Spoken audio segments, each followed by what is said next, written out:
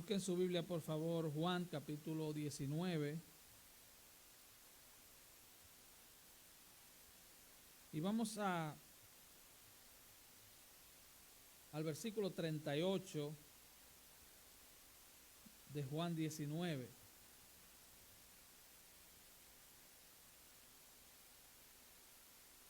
Y seguimos bajo el tema de esta mañana, el rey que conquistó la muerte.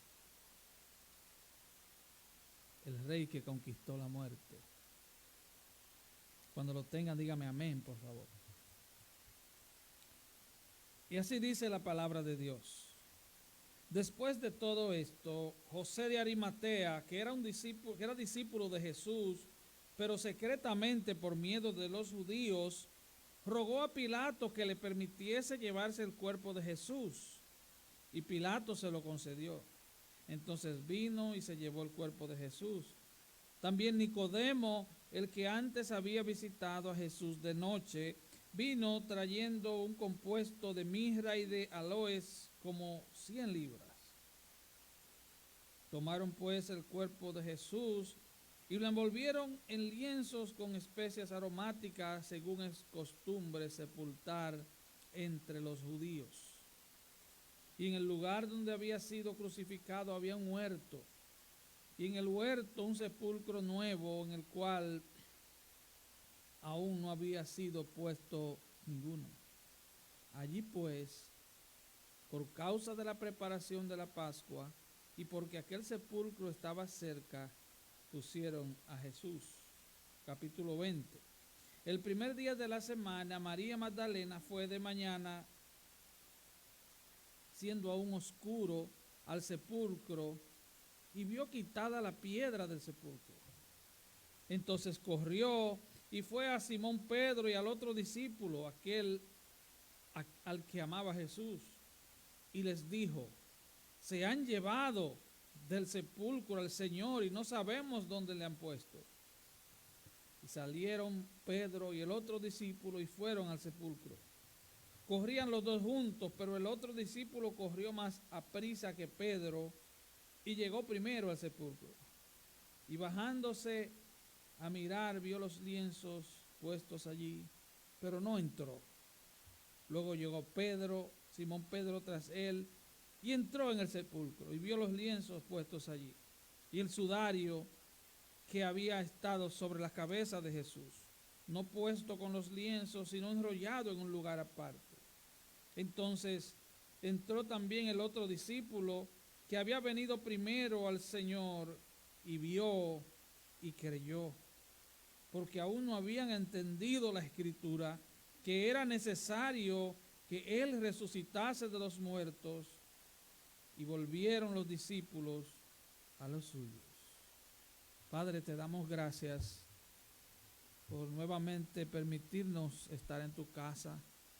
Señor, que tu palabra sea aplicada con poder en cada vida, para salvación de algunos y edificación de otros, porque te lo pedimos en el dulce nombre de tu Hijo Jesús.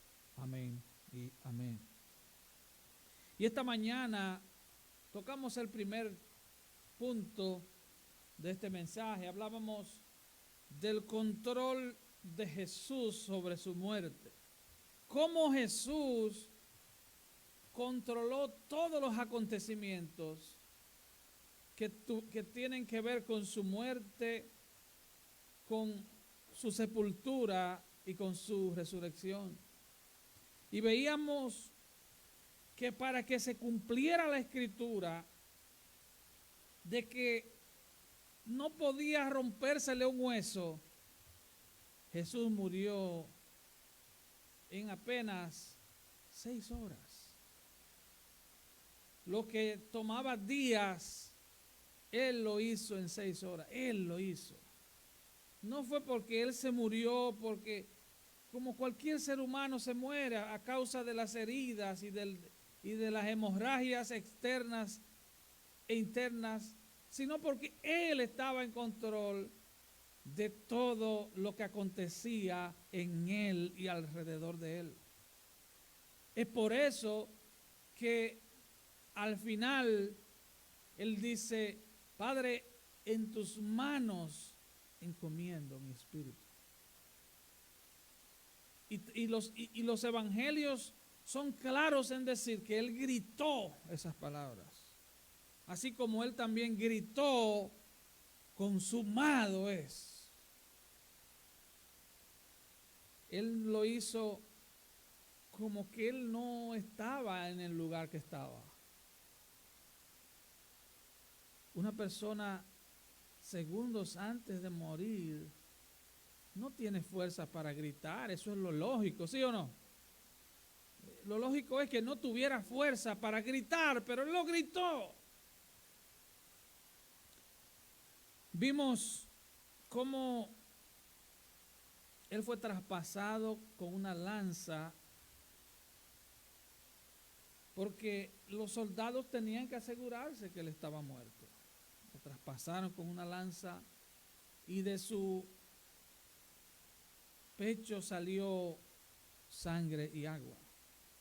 Algunos teólogos dicen que a causa de la angustia, a causa de la ansiedad, de todo el drama de la cruz, su corazón simplemente había explotado. Su corazón cargado por el pecado nuestro, hermano. Él tomó la copa completita de la ira de Dios. Cuenta la historia que cuando Martín Lutero, el gran reformador, leyó en una ocasión este texto donde dice que él tomó la copa de la ira de Dios. Cuenta la historia que él duró horas de rodillas leyendo ese texto. Perplejo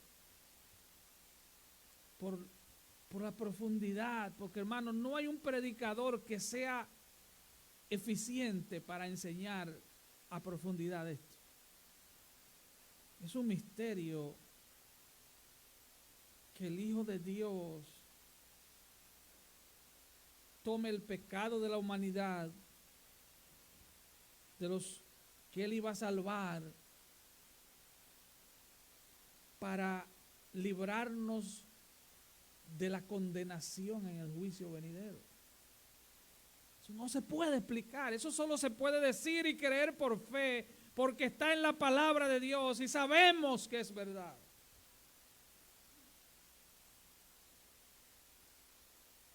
Pero entendamos algo. La muerte no sorprendió a Jesús. Él puso su vida. Él dijo, yo pongo mi vida, yo la pongo, yo la vuelvo a tomar. Entonces, Jesús fue crucificado a las 9 de la mañana, ya vimos que desde las 12 hasta las 3 de la tarde hubo tinieblas sobre toda la tierra. Esas fueron las 3 horas donde la tierra estuvo a oscuras. Fue un mediodía oscuro, porque la luz de este mundo se apagaba. Dice Marcos 15:33, cuando vino la hora sexta hubo tinieblas sobre toda la tierra hasta la hora novena. Esas fueron las horas donde el reino de las tinieblas, podríamos decir que hacía fiesta. El reino de las tinieblas estaba de fiesta pensando que la muerte de Jesús iba a ser el fin de la historia. Pero hermanos, lo que dice Génesis 3:15, que los teólogos llaman el protoevangelio, se tenía que cumplir. Jesús tenía que ser herido en el calcañar para que él pudiera herir en la cabeza a Satanás. Esas 3 horas fueron las horas más largas de Jesús, donde él experimentó el total abandono del Padre. Él se tomó hasta la última gota de la copa de la ira de Dios. Alguien dijo, él tomó millones de infiernos juntos. El infierno que le correspondía a cada uno de los que iban a creer en él, lo tomó Jesús en 3 horas. Así que es imposible explicar eso. Solo podemos decirlo y creerlo. Es imposible entender tanto amor. Solo podemos rendirnos ante él. No podemos hacer otra cosa. Así es que él expira a las 3 de la tarde. El velo del templo se rasga en 2. Estuvo 6 horas en la cruz, como dijimos. Y eso nos lleva al segundo punto. El poder y control de Cristo sobre su propia sepultura. Dice Juan 19:38, después de todo esto que hemos narrado, José de Arimatea, que era discípulo de Jesús, pero secretamente por miedo a los judíos, rogó a Pilato que le permitiese llevarse el cuerpo de Jesús, y Pilato se lo concedió. Entonces vino y se llevó el cuerpo de Jesús. Ahora escuche esto, José de Arimatea era miembro del Sanedrín judío. El Sanedrín era la Suprema Corte de Justicia de Israel, formada por 70 ancianos y el sumo sacerdote de la época. 71 hombres, era el cuerpo de ancianos, eran los jueces de la Suprema Corte de Justicia de Israel. José de Arimatea era un prominente miembro de la Suprema Corte de Justicia de Israel y él había creído en Jesús. Pero por miedo a los judíos, por miedo a sus compañeros jueces, él creía en Jesús de manera oculta. Ahora miren este detalle. Él no se arriesgaba cuando había menos peligro y ahora que realmente había peligro se arriesgó.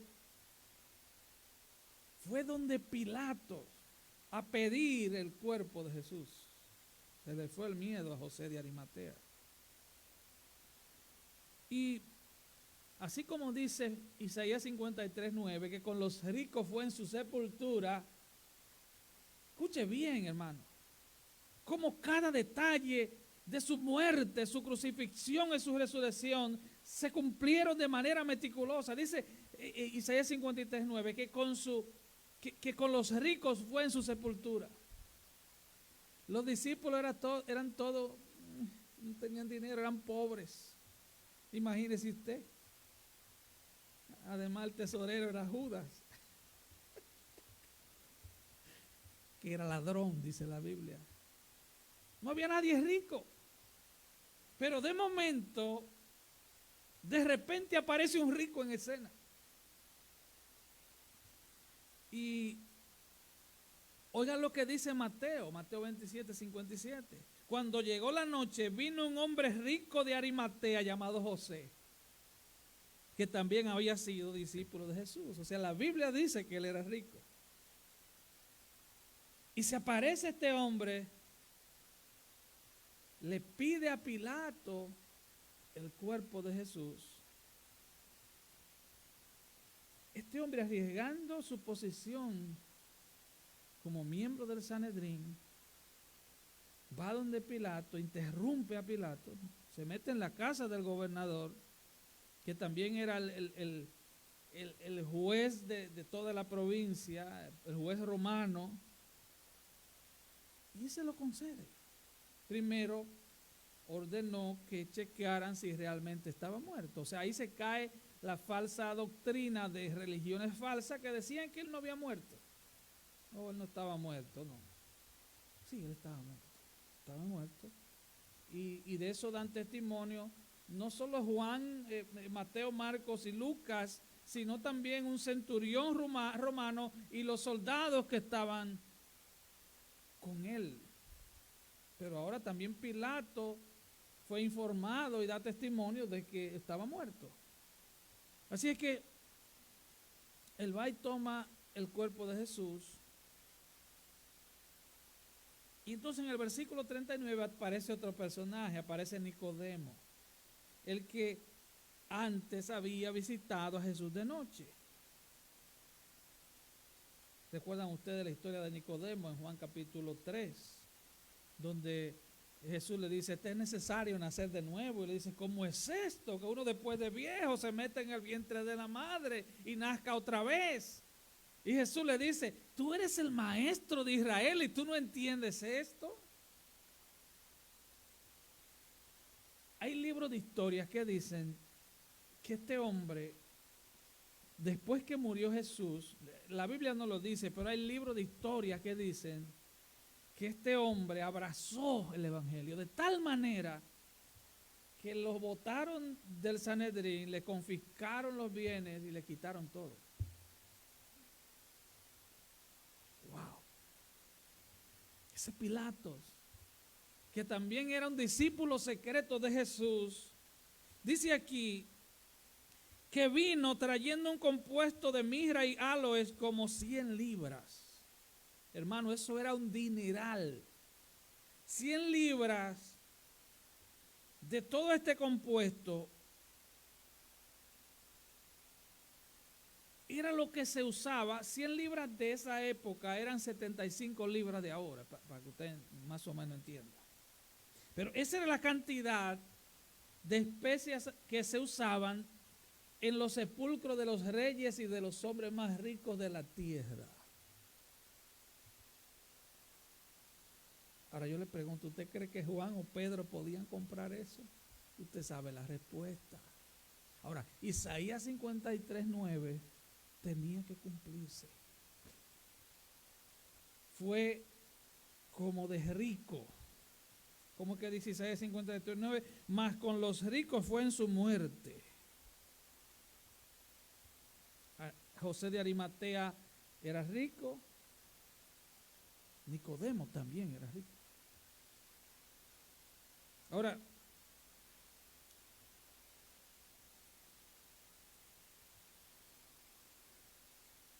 la mirra era como una resina extraída de un árbol, fragante, pegajosa. Las resinas son pegajosas, obviamente, y mezcladas con los aloes, entonces un polvo aromático hecho de aceite de sándalo. Esto se lo ponían en los lienzos que le ponían al cadáver. Ahora, hay un detalle importante en todo esto. Porque en Lucas 23:55 dice que algunas mujeres fueron de mañana, domingo en la mañana, para también ponerle más especies al cuerpo. Aquí hay un detalle importante. Ellos no esperaban la resurrección de Jesús. ¿Sí o no? O sea, imagínese usted gastar un dineral poniéndole todos estos preparativos dignos de un rey o de una persona de alta alcurnia. Oye, si en 3 días va a resucitar. Si ellos realmente hubieran creído en la resurrección, no le ponen nada. Ellos no creían. Decíamos esta mañana que la Biblia dice que fueron 3 días, porque para los judíos una fracción del día equivale a un día. Una parte de la tarde del viernes para ellos es un día. Ellos nos cuentan los días como nosotros, que decimos, del mediodía del viernes al mediodía del sábado es un día. Ellos lo cuentan de día en día. Un pedazo de la tarde del viernes es un día, el sábado completo es otro día y un pedazo de la mañana del domingo es otro día. La escritura se cumplió. Así es que Jesús estaba en control. Estaba en control de su sepultura aún estando muerto. Dice Pedro, el apóstol, primera de Pedro, que él estaba muerto en la carne, pero vivificado en el espíritu. Y eso nos lleva al tercer punto. El poder y el control de Cristo en su resurrección. El primer día de la semana, Juan capítulo 20, versículos 1 al 10. María Magdalena fue de mañana, siendo aún oscuro, al sepulcro y vio quitada la piedra del sepulcro. Ahora, el primer detalle es, la piedra fue quitada por un ángel, dice uno de los evangelios. Jesús no necesitaba que quitaran la piedra para resucitar. Estamos claros en eso, ¿no? De hecho, estaban 11 discípulos reunidos y de momento él traspasó las paredes. Él podía traspasar las paredes de la tumba, obviamente. Gloria a Jesús.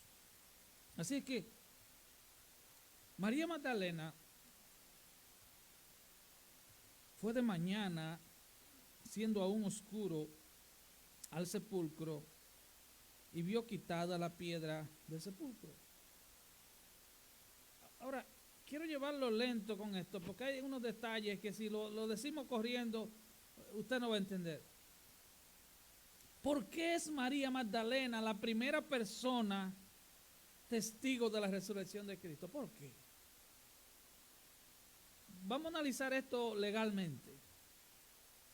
Las mujeres no podían ser testigos en un juicio. No sé si me están entendiendo ahora. Entonces, la pregunta que surge, ¿por qué si las mujeres no podían ser testigos en ningún juicio, Jesús permite que la primera persona testigo de su resurrección sea una mujer?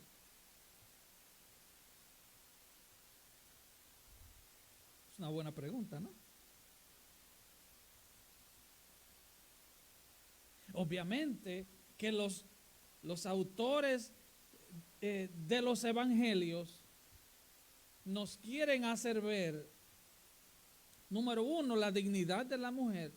Número uno, escuchen mujeres, la dignidad de la mujer, por un lado. Número dos, que la palabra de Dios no necesita ser defendida. ¿Entiende usted eso? Ahí están los hechos. Yo le aseguro a ustedes que si la resurrección hubiera sido una farsa, hubiera sido un cuento, hubieran buscado otro tipo de testigo, hubieran buscado un oficial romano. ¿Usted está entendiendo? No sé si entiende esa parte. Si la resurrección hubiera sido un plan humano, un cuento, una historia falsa planificada por los hombres, no hubieran buscado una mujer, y mucho menos una mujer que lo único que se dice de ella en la Biblia es María Magdalena, de la que echaron fuera 7 demonios. Ese es el currículum de esta mujer. Ese es el peor testigo que se pudo haber buscado. Pero también eso es una evidencia de que la resurrección fue real. La resurrección fue real.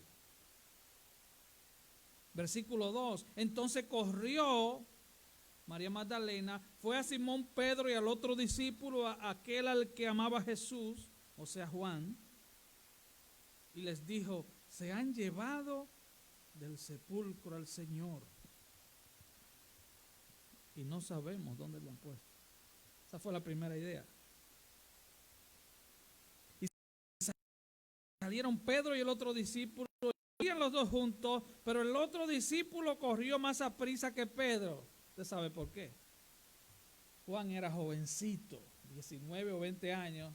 Pedro no. Usted entiende eso, ¿no? Si uno de mis hijos comienza a correr conmigo, olvídese. ¿Verdad que hay detalles importantes en la Biblia? Luego dice, y bajándose a mirar, o sea Juan, vio los lienzos puestos allí, pero no entró. Versículo 6. Luego llegó Simón Pedro tras él y entró en el sepulcro. Ese era Pedro, ese era el carácter de Pedro. Pedro era impaciente, imperativo. Pedro no lo detenía nadie, nada ni nadie. Él entró huyendo. Deja ver qué es lo que hay. Y se metió en el sepulcro. Y él vio los lienzos puestos allí. Ahora vamos a analizar brevemente, porque ya termino, el escenario del sepulcro vacío. Dice, y vio los lienzos allí, y el sudario que había estado sobre la cabeza de Jesús, no puesto con los lienzos, sino enrollado en un lugar aparte.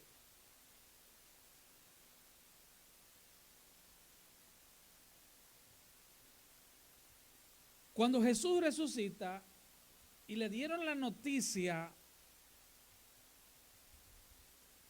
a los líderes judíos, ellos le dieron dinero a los guardias y le dijeron: ustedes van a decir que ustedes se durmieron y vinieron los discípulos y se robaron el cadáver.